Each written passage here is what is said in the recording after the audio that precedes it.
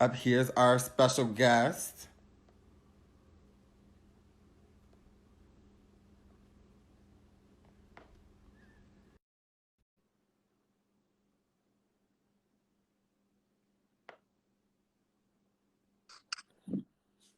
Hey, what's good, Hey, brother? how's it going? Man, I am everything is good. Long good, time man. no see. Likewise, man. How you been? I am good. I mean, how as good as we can be during these crazy ass times. Very crazy, but we're making the most of it, the best we can. Yeah, I mean, thank you for coming to our neighborhood chat. We just wanted to, use our platform to get in touch with some of our favorite folks. We know that this is a crazy time for everyone, but Yeah. the hardest hit is definitely going to be the entertainment community. So we just wanted to, kind of just check in and see how everybody's doing. Well, I still remember, was it the D'Angelo concert? You guys were sitting behind me Yes. several years ago, and you said you were forming the Anderson, was Angelin Street project. You were interested. We formed a bond right then and there, man. So I'm always proud of what you guys built. And any way I Thank can you. support, and I appreciate the support as well. It's a give and take situation. So Well, we really appreciate that. The funny thing is, I was sharing with somebody else a couple weeks ago. One of the big projects that we were going to be undertaking this year was our 5-year anniversary. nice. So, well, that's down the drain. But hopefully, 2021, we could do something really, really, really special. Yeah, yeah. I mean, everybody's schedule at the end of the day has been flip flopped. Obviously, we had a ton of shows canceled, a whole bunch of stuff. But at the end of the day, man, we're breathing. We got still time to plan. And Hmm. really, what this gives us opportunity to do is really take a minute to kind of step back, listen to what's going on. I mean, really, how often do we have it that our entire to-do list is wiped away? Yeah, You know, so right. mind I got family members and friends that we lost and that are hurting right now. They're in the battle. We're constantly praying for them. So by no means do I take that lightly. But then you also have to take a minute and just ask yourself, while you're sitting in your house all day, um, Mm, why are you sitting in the house all day? yeah, Not just keeping it safe, but then like figure out what the bigger picture is. So I mean, I think that your company as well as your circle will come out stronger after this. You know what I mean? I say the same for mine. And mm, even with the tough news we may be receiving and, the tough days we got ahead of ourselves, but we'll work it out, man. We'll work it out. We got no other choice. yeah. I mean, that's for damn sure. So I guess we've been starting all of our chats with a very basic question, which is, Yeah. how are you? Like, how are you really doing? I'm doing good. We have 3 young boys in the house. So Mm, homeschooling and all of that is like bananas. You know what I'm yeah, saying? Yeah, and I salute the teachers for all that they're doing and all that they've done. And that kind of keeps us on the toes. My number one priority is kind of keeping them protected, keeping them safe, hmm, and stuff like that. Outside of that, it's been good. Uh, my best friend lost his brother about a couple of days ago, so that was some tough news. mm, I knew his brother very well, obviously as well. mm. And we're in the battle, man. We got several friends who we are in constant prayer over right now. And I try not to I don't try to bring that to like social media because I feel like my job as an artist is more give service of like helping people take their minds off of where they're at today. Yeah, And of course, like when we lost Bill Withers, which was like a catastrophe for me, I had to go right. up then, but I wouldn't necessarily go online with my like current woes. You know what I mean? Hmm. But at the end of the day, man, I'm breathing, I'm healthy. Most of my family, my parents, my wife's parents, our sisters and brothers, for the most part, we're good. So no complaints. Yeah, I mean, just to touch on Bill Withers, I think a lot of people saw your very heartfelt message Yeah. after the passing of the legendary Bill Withers. Can you talk about what he meant to you? He was so going into this business, years into this business, it still wasn't working yet. Mm, I had enormous highs, enormous lows, and always like still thinking back in my mind, like, is this going to work? yeah. You know what I mean? At the end of the day, do I have to stop and get a job somewhere else? Is this ever going to work? And I think I always knew Bill Withers' music, but I think somewhere around that time, I started really studying him as a person and seeing like how old he was when he really started finding his success and found his groove. So, Yeah. you know, it was interesting where like, you know, at 19 years old, you know, being signed to a record deal and stuff like that, I'm not really studying people's lives and stuff like that. Maybe I might have studied Stevie, studied Marvin, but I didn't really study people's lives. When I started getting my upper 20s and it still wasn't working, I related to the fact that Bill Withers was in his 30s when his songs really took another level and his success really took off.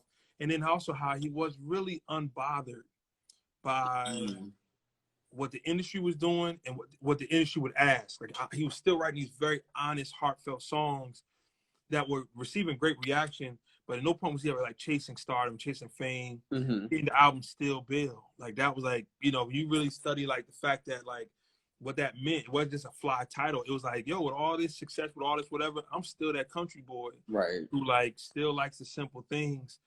And so he was the person, man, I really, if I had a chance to be in the studio with and really study, I longed for a conversation with him. I thought he was just the most brilliant person.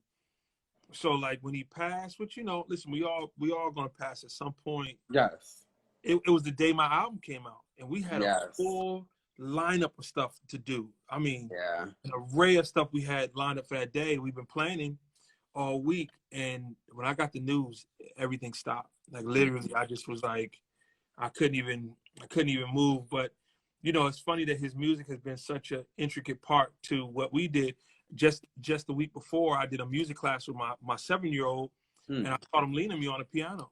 And it's fun. Like later that day, I'm like going through my phone, and I find this video of us playing Lean on Me. And it's like, and it healed me. It helped me. Like that was probably the start of me like kind of breathing again that day. Yeah. But he's great. He's great, man. He was one of the greatest songwriters I've ever heard, hands down. Yeah, it's funny. I think Lean on Me is one of those songs that I think Black America has all had some type of connection to. May not, I mean, outside of the movie, of course, but I mean, either we sang it at graduation, we danced to it, something. We all did something with that song. Yeah. And you think of like Grandma's Hands. Yeah. Like, I mean, I Can't Write Left-Handed. I mean, he has these gems that like, where was your mind? And then he also had the ability where Lean on Me is, I taught my son Lean on Me because I was showing him the key of C, and it's the simplest song. And a lot of musicians would be like, that's too simple. I ain't gonna do that. But if you listen to that song funky. It's like it's a simple song, but he's saying something really impactful, and it's still got that funk to it. He just was a genius, man. He was a great guy. Yeah.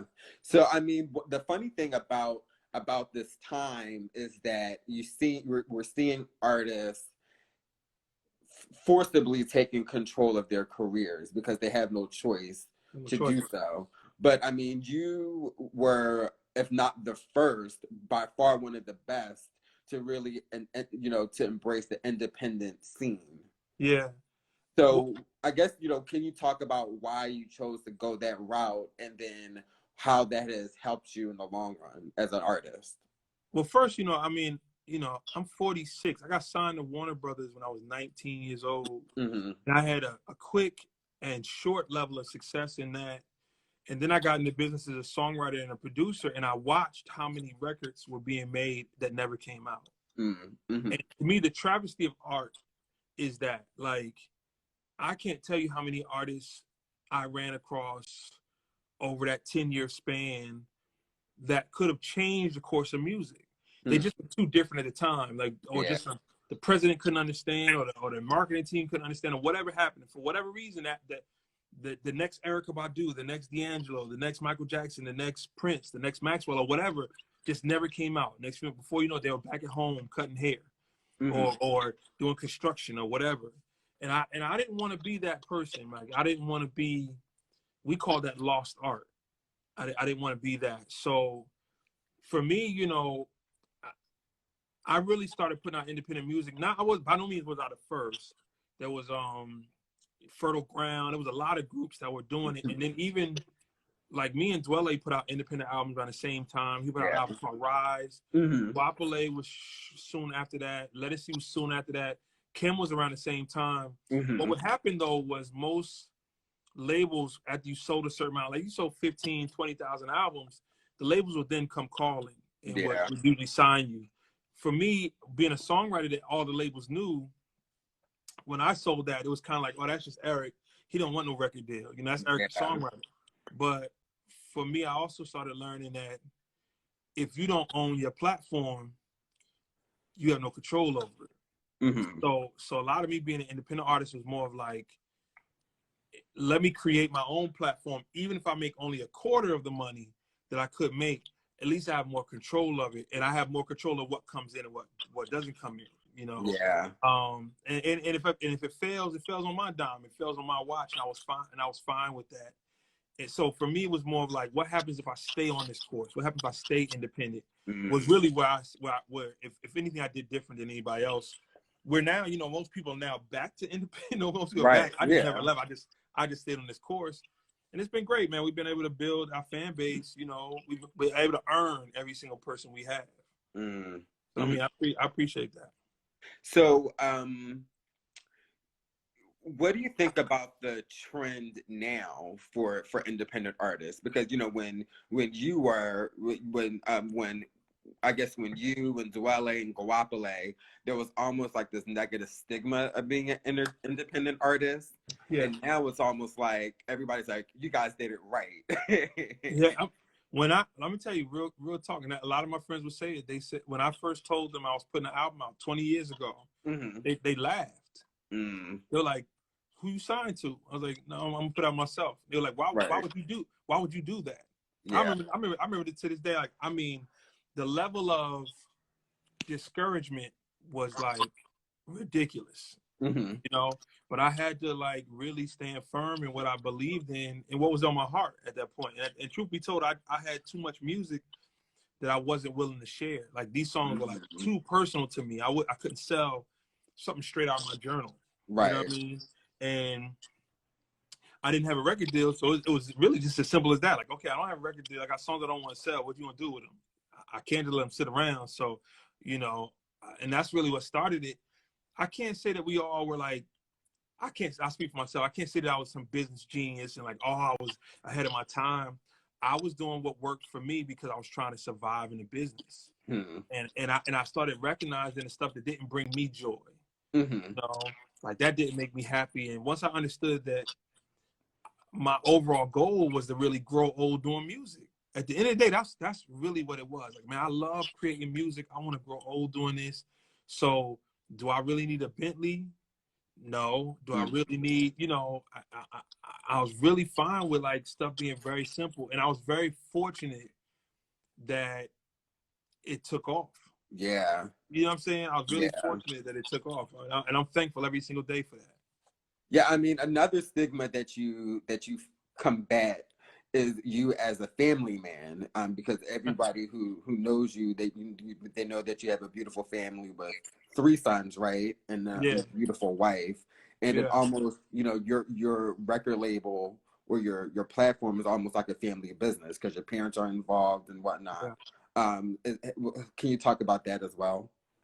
You know, I've always just been really transparent, man, and I think the beautiful thing is that I met my wife right around the time that right after I released my first album, and we had to figure it out together. Yeah. Like fan number 1, we had to figure it like we had some stalker situations. We had to learn all that together. So from the gate, it was like I was always very open to when that part happened. Like, mind you, when I was 22 years old and like having a second failed record deal or something like that, maybe that's something totally different. I might have been a little more careful. But by the time I'm 29, 30 years old, I done ran into enough brick walls. Like, it's like, yo, be down or be not. Like, my choice was always, I never wanted to say like my music was for everybody or that I could make a song that's going to change the world. My only example was this, like, whether you feel my music or not, let me be the example that something you will feel is out there. You know, I would just more like saying like, hey, look, that there's other stuff, there's other options. So, yo, check my music out. If you don't dig it, look next to me. Look at Dwelle, look at Raheem, look at Guapele, look at Lettucey, look at Avery Sunshine, look at whoever, look at Audra Blessed, because there's like mad talent around us. Just find what feeds you. So at the same time, it was never really about, oh, let me be this single cool dude. You know, it was like, this my girl. All right, guess what? We got to have our first child. I'm taking time off the road. Like, wow, okay, now I'm balancing one child with this. Wow, here comes the second one. So for me, it was like, if you want to get down on my music, you're not going to get down on my music because I got abs. Because I ain't got abs. You know what I'm saying? It's like, you're going to get down on my music because you like the music. Mm-hmm. And at the end of the day, you know, back at home, here's my wife and here's my kids and stuff. And here's my parents. Like, my parents was always at the CD table helping Right. CDs. And so, I mean, I think I lost a long time ago, lost that glitz and glam of like trying to keep the front up. You know what I mean? A nice car is great, but I don't need it. A nice house is great, but I don't need it. I like a nice house. I like a nice car. I like to have nice clothes and hats and stuff like that. But they ain't the most important part. Yeah. The most important part is like, did that song give you a good feeling? You know, did I take some time to really be as dedicated to my music as I'm dedicated as a husband, dedicated as a father? You know, even just today, like keeping 100, like today I had a conversation with my wife, like, you know, I posted earlier about this anxiety I had during the time because I really felt like, oh, this is my time to like create something amazing. I put this album out, now we got to work the album or whatever. Right. Today I woke up with like, let me just stop everything and just like really connect with my kids today. Like, cause homeschooling was difficult while you trying to balance the world. I was like, man, let me just take a minute and just kind of like sow into them for a minute. And I needed to remind myself that. Yeah. So, and I'm open with that. If that's the lesson of today that I'm learning, I'm share it so somebody else can learn it. Right. You know? Yeah. Well, I mean, you know, even though, you know, we'll forgive you. You're from Jersey. and you went to Howard, but it's all right. Listen, what's wrong with Howard? I mean, you know, it's not Morehouse, but it's okay. It's not. Yeah, I'll leave it at that. You know, it's funny. I found out recently that Dave Hollister went to Morehouse, and I literally, actually at Kinder Presents, he dropped that bomb, and I almost had a heart attack because this is not common knowledge for some reason.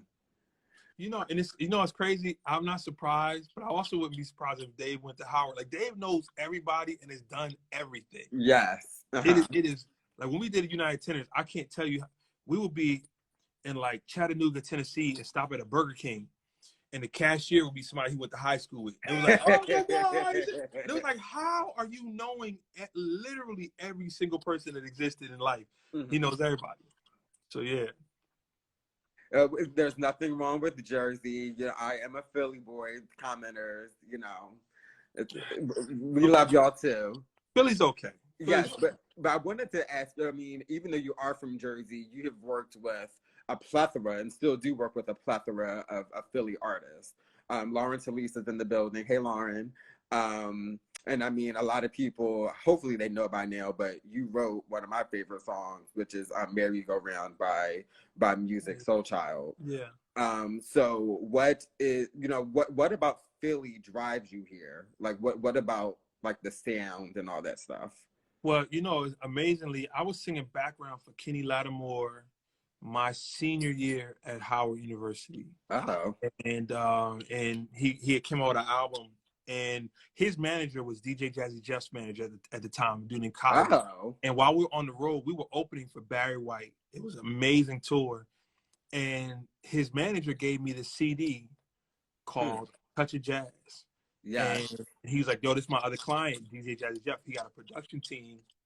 And it was like love at first sight. Like, I mean, everything that I wanted to do was on that CD. And everything that I was chasing, the music that I loved and felt really connected to.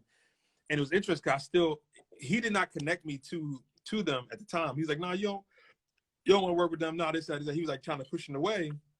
And I never gave him the CD back. I loved it. And then I moved to Atlanta, and the first opportunity I had to get to Jeff's was probably 2 years later. And I literally went there and like never left. So I was a North Jersey kid. And at the time I was living, when I first went to Touch of Jazz, I was I was living in Atlanta. Yeah. And I want to say I was in a meeting in New York, and I met somebody from A Touch of Jazz, Keith Yeah. Pelzer, and he invited me to the studio. I came there, and when I say I literally never left, I went back to Atlanta about 6 months later just to move out. Wow. So like I didn't go back. Hmm. And from there, it really was like, I mean, I would drive an hour to Philly, work for like 4 or 5 days, and drive an hour home, wash up, and go straight back. Nice. And I probably did that for a year, 2 years. So it was just love at first sight, man. It's just, and now I live in South Jersey. I'm not too far from Philly. And I mean, it was always just an amazing sound, man. The musicians there, majority of my bands are, and now when we say Philly, to me, it's always South Jersey, Philadelphia, Delaware, that whole circle, you know? And, man, just majority of my bands have been from there. Majority of, you know, people I worked with, you know, it's just it's a beautiful community too. Like in my travels, I've seen, say, DC and Detroit and Florida, where it easily could be the next Philadelphia. Right. Because what was crazy was the second Philadelphia explosion, the more recent one that we witnessed. You know, it was when Jill got a deal. People came to town. The labels came to town because the Root Studio and Larry Gold Studio and Sigma and Touch of Jazz were all in this small circle. Yeah. That when you came to see one studio, you had to go see the next one. You had so all these A&Rs were coming down, so they came and got everybody. Yeah. So Floetry gonna get a deal. Vivian gonna get a deal. You know, Jaguar. It's like everybody, you know, pretty much kind of looked out and shared the love. So it was a great explosion, and it's a competitiveness, not just in Touch Jazz, but then what was happening at James Poyser's studio, at the Root Studio, at Sigma. It was just, you heard so much going on, man. It just kind of sharpened everybody up. Yeah. So, you know, let's talk about, well, first there's a question that someone submitted. Someone asked, hi, P. Michael Williams, can you explain the process behind Just a Dream? You're such a great storyteller. Oh, the process behind Just a Dream. I wrote Just a Dream in college. And I actually wrote it. I had a crush on a girl in college who was at the time paying me no mind. And I just started playing guitar. I'm horrible at guitar, but at the time I was really just like learning. And I really wrote that song, I think, just kind of like, that was my return back to Howard. Like, my record deal failed. I was coming back to Howard, and it was like a humbling moment of, and I remember I was sitting in acting class. And for me, I think I was looking at her, like going through a scene or something.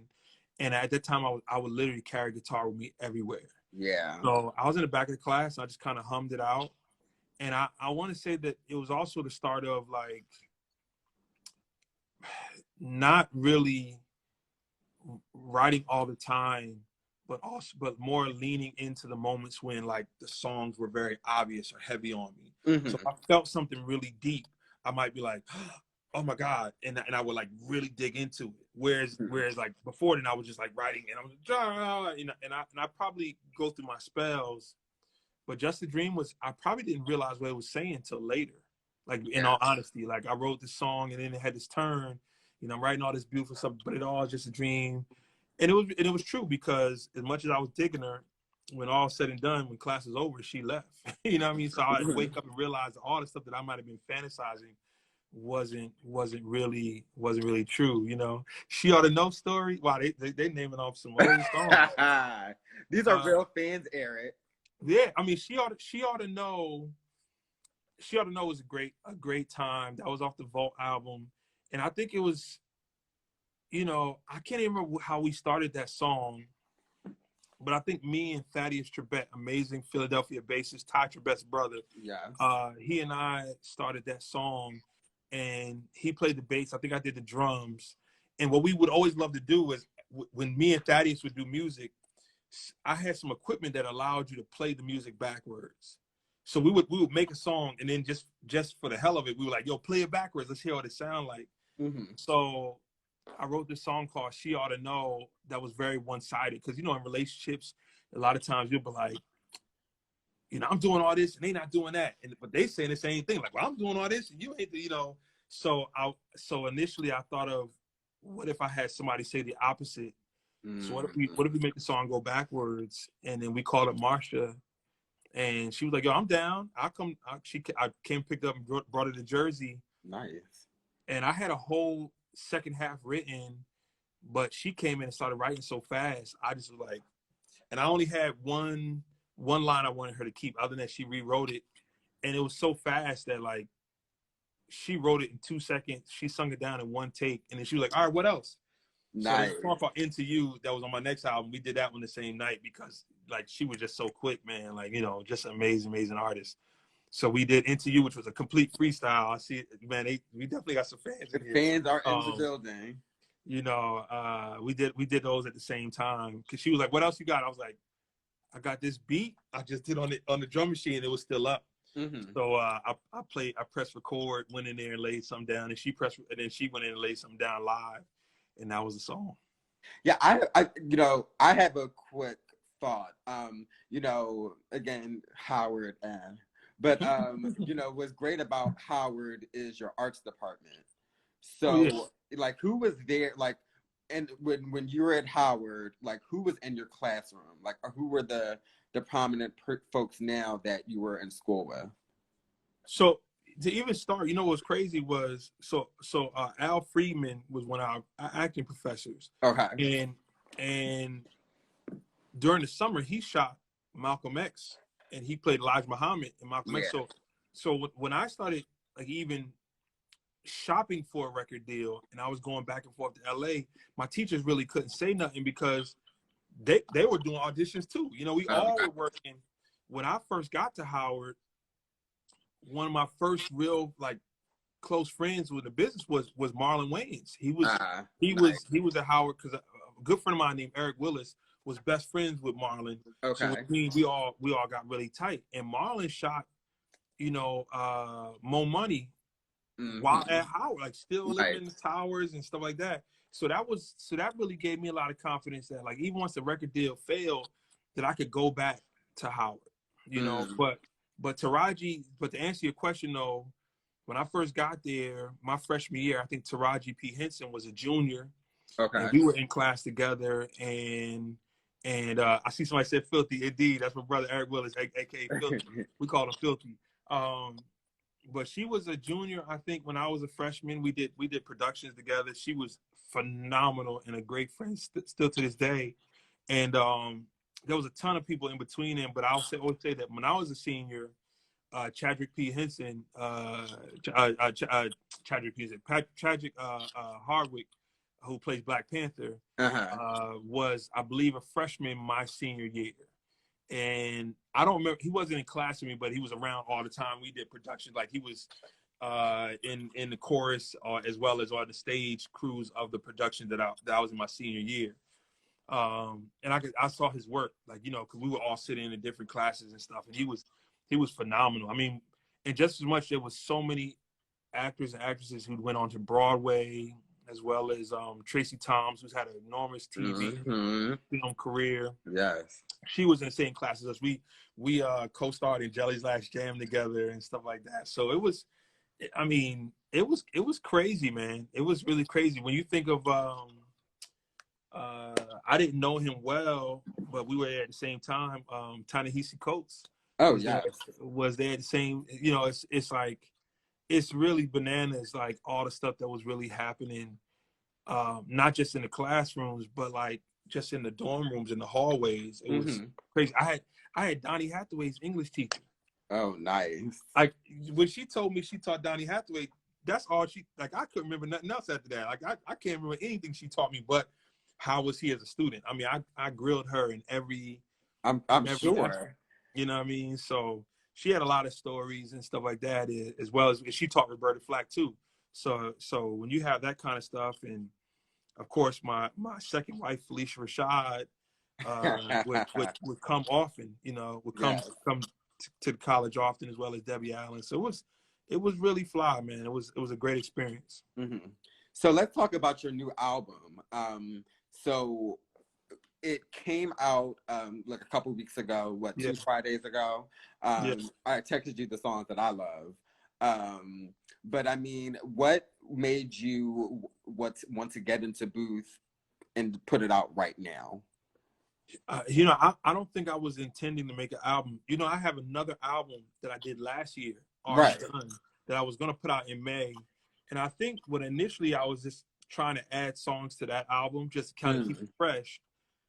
And I think, you know, just when the show started getting canceled, I just found a zone. I'll be honest with you. I mean, you know, I probably was, there was a week where I did like 5 songs in 1 week. Like songs were falling out of me. And that was probably the moment when I was like, what is this? You know what I mean? Like, am I just writing or what? Like, cause it was just every night I was just up all night writing.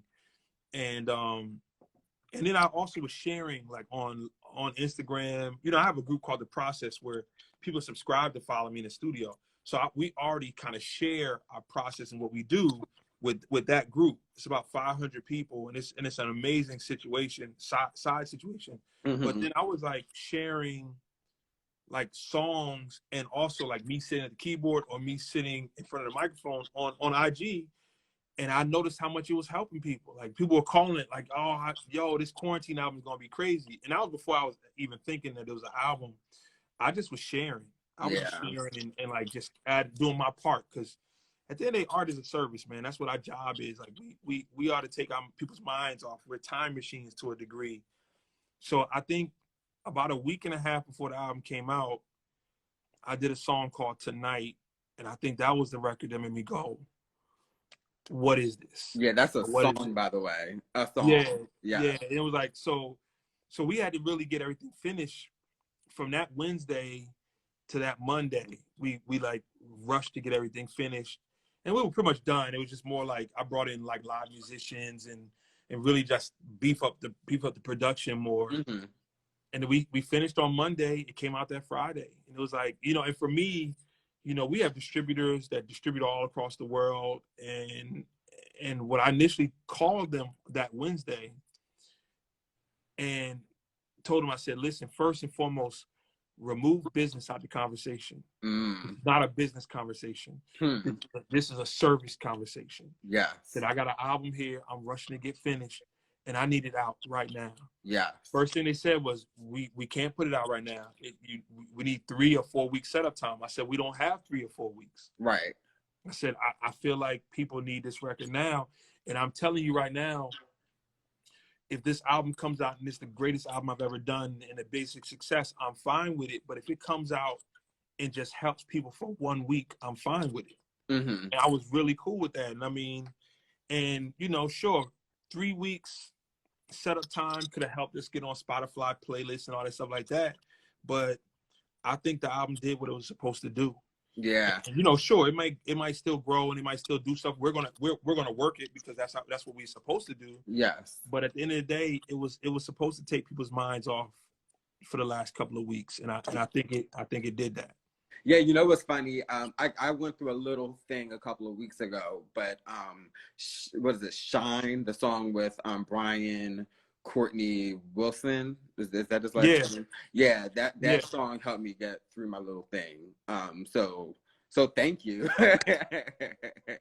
Thank you for one. And I'm sure that this album is helping tons of people, especially the married folk, because some of them songs are a little you know. Yeah. I mean, listen, it helps me too. You know what I mean? It's autobiographical at the end of the day. And, you know, we find them. I mean, I think you said Soft Like You was your favorite, right? Yeah, Soft Like You and Tonight. And I think that was those two being back to back was perfection. Yeah. Got you. What I will tell you is that, you know, Soft Like You is a perfect example of like just the creative energy flowing to another level. That was right at the point where things were shutting down. I was in North Carolina, and I was at my aunt had passed away. I was going to North Carolina for a funeral, and I was in North Carolina. It was about 4 o'clock in the morning. I couldn't sleep, and just songs were like ideas were bubbling. And I came down. I didn't bring a keyboard. I didn't bring anything but my laptop, my school laptop. You know, I teach at Berkeley, and in that laptop, there's no instruments, there's no Ableton or nothing. I downloaded Ableton at like 4:00 in the morning, and I uploaded like some sounds, and I remember my nephew had did a beat on his phone, so I was like, all right, if he did a beat on his phone, I could probably figure out a way to do music on his laptop. And I did soft like you, like just pressing the keypads, like A B C D, like pressing the keypads and finding like these strings and finding like, and it was crazy. It was a crazy night. So the original demo even was me just singing into like my earpod. That's crazy. Like the final morning, just to not like not to lose the idea, you know. But it to me, the album also is just an example of that. The album is like chase that feeling, like don't let anything get in the way of like what, because I could easily been like, I'll wait, you know. But I think my aunt's funeral, and then I think my show was getting canceled, and not really knowing what the future was holding, like this Corona thing was getting serious. It put me in this thing where like, and plus I'm laying in a hotel room with my wife, my kids. It just was I had to capture that moment, and that was the song I came up with. Yeah. I'm sorry, did you say that you teach at Berkeley? What? You know, I don't talk much about, it's funny, this is my second year there, and it was funny because when I started teaching it, I never announced it. Wow. I never was like, yo, I teach at Berkeley. It was because I didn't want to be like, yo, I teach at Berkeley. It was crazy. The job kind of like fell in my lap. A young lady I mentored named Erin Barra many years ago, works there, and she a songwriting position in the songwriting department came up, and she said, you gotta try to bring Eric here. He would be perfect. And initially they called me and they offered me like a much bigger job, and I was like, I can't. I'm not moving to Boston. Like I'm here in Jersey. My family's here. You know, right. I can't move to Jersey. I mean, I can't move to Boston. And they were like, well, can you come down 3 days a week? And I was like, nah, because you know, I only tour Fridays, Saturdays, and Sundays. Like I'm not leaving like that. And then they initially said 2 days. I turned it down again, and they said, can you come down one day a week? Can you come down 1 day a week? And I was like, let me talk to my wife and kids about it.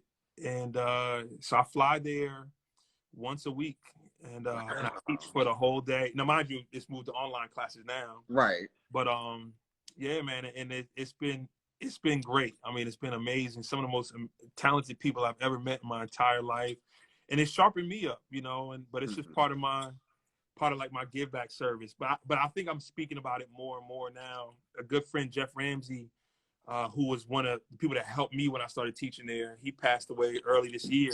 And I think it was before the pandemic even hit us. And I think that was the moment when I was like, I need to kind of start talking about it more. I still didn't like making an announcement like, yo, I teach at Berkeley. Right. But I don't need to like hide the fact that I teach at Berkeley, because I didn't want it to be like I'm saying it because I want some recognition. What I would love the fact like this, like, yo, this cat been teaching at Berkeley for 2 years and ain't telling nobody. It's like, yeah, because to me the important thing was the work. You know, the work was the most important part of it.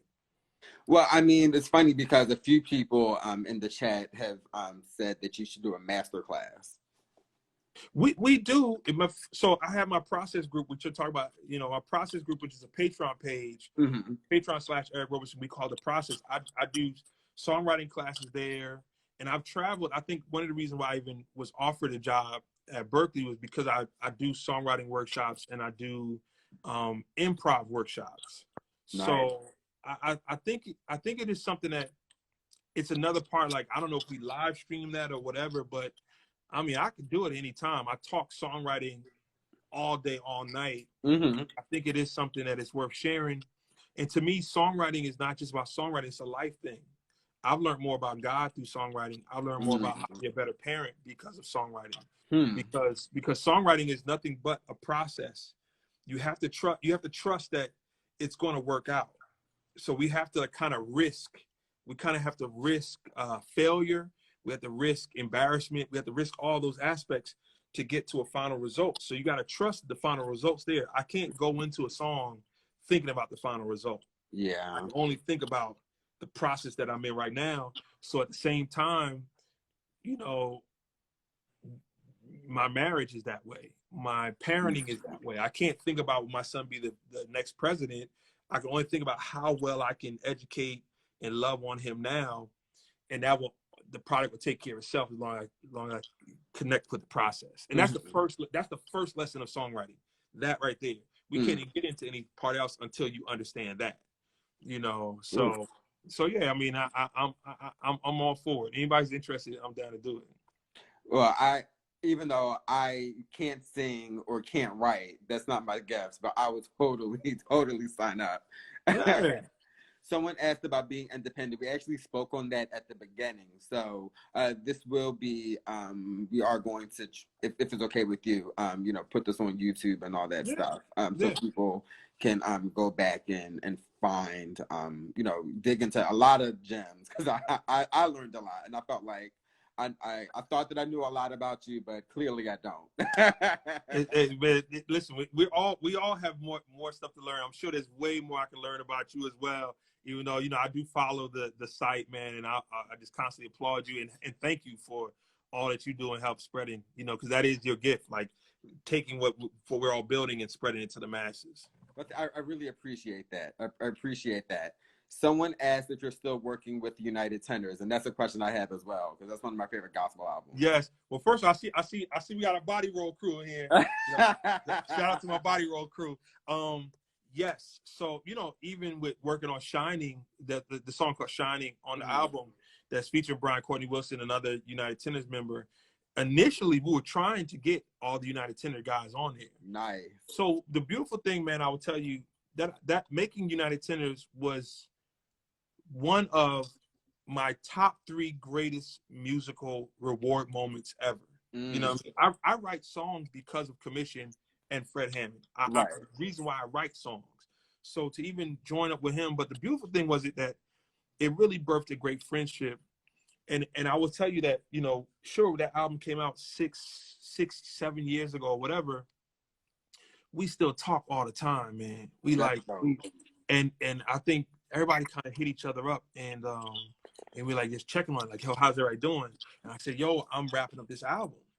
And I said, it'll be great. I said, I'm gonna send it to y'all. But unfortunately, Dave had a funeral that he had traveled to. He was out of town, and he was trying to get back in because it was obviously getting a little crazy. And Fred wasn't around equipment, and you know, social distance. He wasn't at a point where he could like get people to bring stuff over. So, and we needed like vocals cut right then and there. Yeah. So of course I sent it to him. So it would have been great to have all them on there, but I think this lesson is really is bringing a brotherhood back together. And man, I'll be really, when they're ready to record, I'll be front and center. Yeah. Did you go to the Commission concert?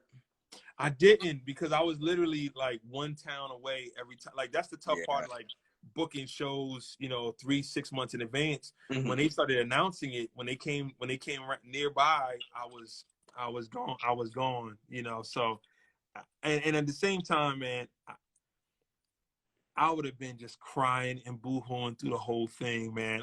It would have been, I mean, just a dream come true. So I kind of regret not going, but God willing, they do another one, man. You know, I learned a lot when we did United Tenors, how much Fred missed Commission. It was very obvious to me. And I don't think I'm like shedding any different light. I mean, obviously they joined back together. Right. But you know, those guys were high school friends. Yeah. You know what I mean? They came and like changed the game. Side note, if nobody's ever realized this, did you realize that the Clark sisters, Commission, BB and CeCe Winans all went to the same high school? Wait, what? As well as the Winans. It wasn't a performing arts high school. Just a regular school had the Clark sisters, Commission, the Winans who were older, obviously, but BB and CeCe Winans were all in school, in high school together at the same time. Oh, that's crazy. That's bananas. That's bananas. It's bananas. It's like my mind can't even wrap my mind around like how much talent was in that school. You know, it's crazy. But you know, I love the fact that those brothers got back together, and I think that's the beautiful thing. Yeah. Well, because I mean, we have a few minutes left before Instagram kicks us off, and I don't know what Uncle Teddy and Babyface are doing over there, but I heard it's crashing and burn. I mean, I can see the comments. I got a couple friends who saying it's like, I don't know, it seems like it's freezing up or something like that, you know. Well, but, you know, well, I'm glad for everybody for tuning in here. But I definitely want to open it up to some more questions before we close it up. I saw my boy Al Sadiq in here. Shout out to Al Sadiq as well, man. He's one of the most amazing comedians in the entire world. What was it like working with Musiq Soulchild? It was great, man. Musiq was one of the most interesting people I've ever met, as well as one of the most interesting sounding people I've ever met. Mm-hmm. So I think a lot of the interest of working with Musiq was just how he would approach a song. And if I keep it really 100 with you, he was also the quickest person I've ever seen get signed. He got signed literally off his demo. Like his album was like his demos. Yeah. And I think he's had a great career, so I don't think it's a mistake or anything like that. Mm-hmm. What I will say is that he was learning so fast that he was so rough around the edges when we first met him. Another year would have been scary for what he would have had a time to develop into. Interesting. He got pushed out of there. And so I think learning to perform on like live, and also he had to kind of figure all that stuff out. And he did a great job. Clearly, he's a legend, right? He's clearly a legend. But I've never seen somebody develop so fast, like in like 3 weeks from the time, like telling him to do certain things to kind of like stay more consistent vocally. By the time I came back, he had applied that and went another level. He applied this, went another level. You know, he was learning so fast that I think he's a legend right now. But if he had like one more year before he got signed, I think like Stevie Wonder, like he would have been like, I couldn't even explain what level he would have been at. You know what I mean? Just because he was learning so fast. Huh. Yeah. My friend Katrina, hey Katrina, she says, what inspired the song She? What up, Katrina? So I'll tell you is there's a brother named Oshunlade I work with, great friend, great producer, and he gave me a CD many years ago, at least 25 years ago. He gave me this CD and of music. On that CD was What Is Love track, Merry-Go-Round track, Please Don't Leave Me off my first album. I mean, like the beats were on this record. And then the beat to She, and She was only like 30 seconds long. Interesting. So I never used it, and then one day I like took the equipment, I looped it up, made it longer. And to me, She was really I wrote that about my wife, man. I wrote it because I was always amazed at how my wife could literally lay under me while I was like I can't let somebody breathe on me, but she would lay and let lay here, and I'll be breathing on her. Like she wanted me to breathe on her. You know what I mean? Like I don't know it so. To me, that was the first part that triggered like writing that song, and then just to me, it's about waking up with like reminded that someone loves you.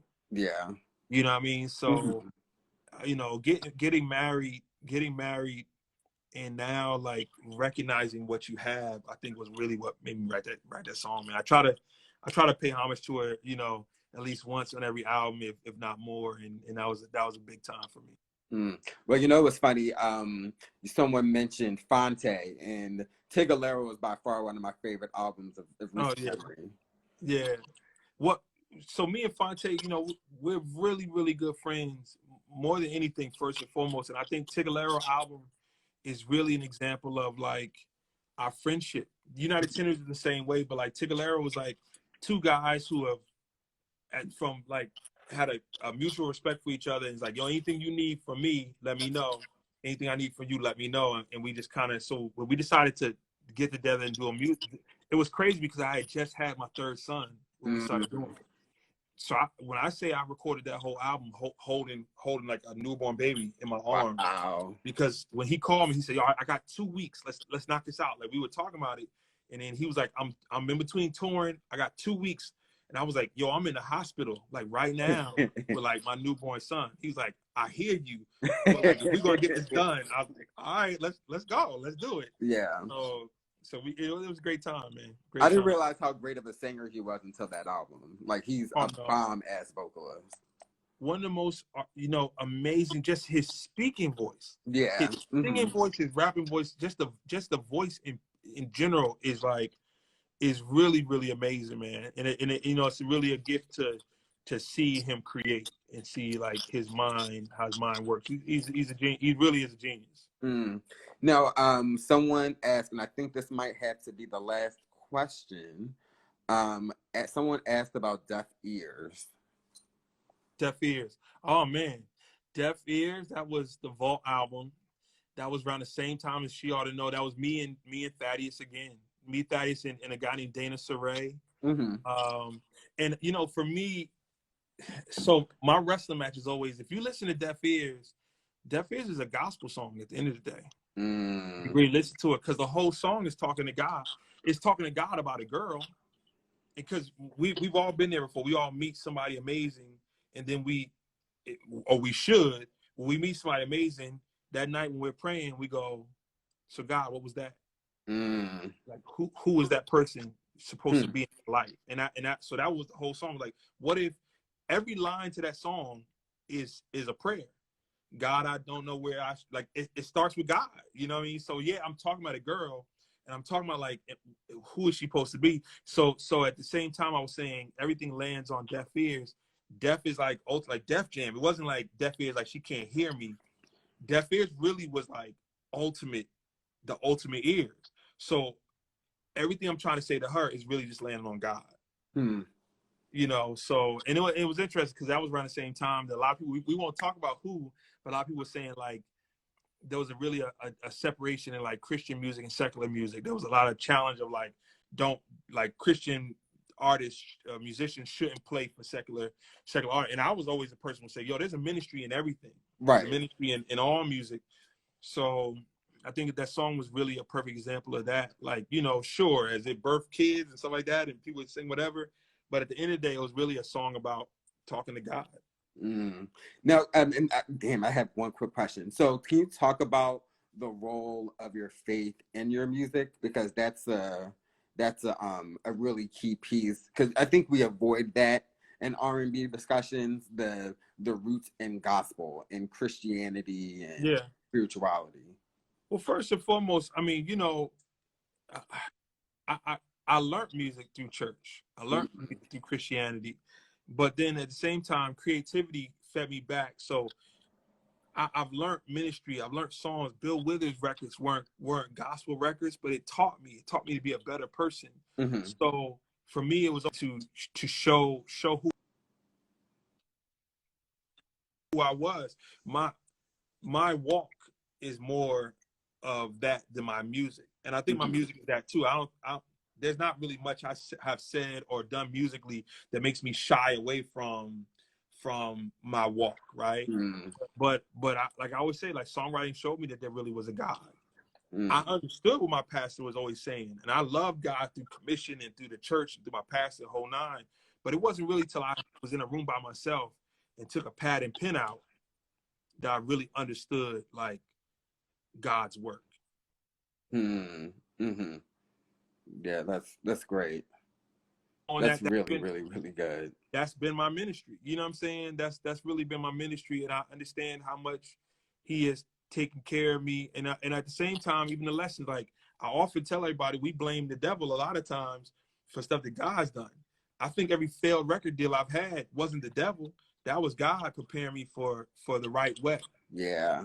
You know what I'm saying? So when I talk about understanding the art of listening, having faith that nudge that you're receiving that's pushing you to a certain direction, that's God pushing you there. And I think I'm really one who I'm really in tune to what's being said to me now. Yeah. More than ever. You know what I mean? We can tell in your music. It's definitely Yeah. So how can people stay in the loop with you? If you want to talk about, hey Charlotte, how's it going? That's my mama. Hey mama. So tell people how we can follow you, how they can join the process. you know, tell folks how to stay in touch with you. No problem. You know, my Instagram is Arrow44. Holla at me. We wilding out on there. But if you want it, you can easily go to my website, Eric Roberson Music. And of course, the album's there, but you can click join the process, or you can go to patreon.com/Eric Roberson. But I think you will love it. Every song I do, they get a copy of. They pretty much A&R my albums. They you know, it's been a great time.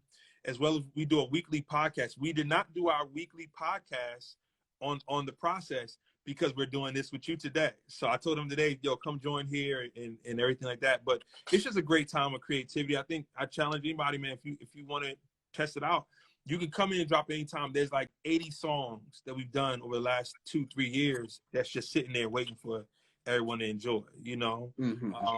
Outside of that, you know, other social medias and stuff like that, but Instagram and the process is pretty much the main place we rock at. Yeah. Well, you know, also everybody cop that new album. Yes, you yes. will not be disappointed. It is on all streaming outlets. Yes, right? sir. Yeah, all streaming. Now, look, side note, when I met you, you probably had little twists. It's amazing your hair is this long now. This is the grand reveal.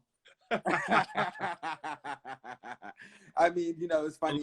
Even like when I go on Zoom calls and whatnot with coworkers, that everybody comments on how long my hair is since the last time they've seen me. But well, you know, I need a haircut. As you see, it's getting out of control, man. I need an expert loctician. That's what I need as well, because I've been struggling doing these on my own. All good. I see my dad in there. What up, Pop? I see my dad in there too, man. It's all good. It's a nice little party in here. Yes, the family is all here. So I want to thank everybody for coming to our the latest rendition of the Neighborhood Chats.